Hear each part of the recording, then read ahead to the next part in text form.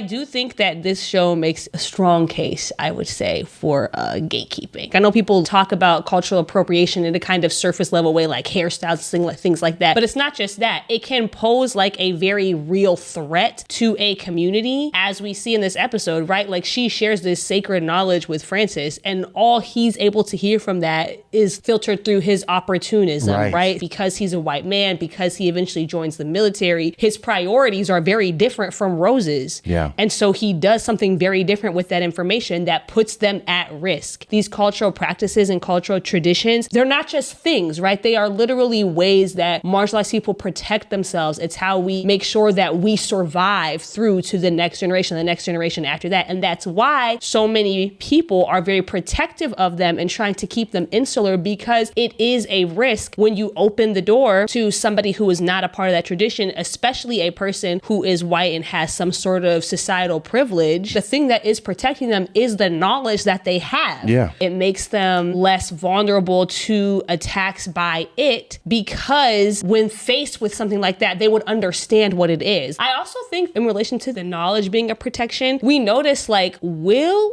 has not had any encounters since he told his parents. Yes. And then you contrast that to Lily, right, who has nobody to believe her, who has nobody to protect her. She's extremely vulnerable to the attacks because of that.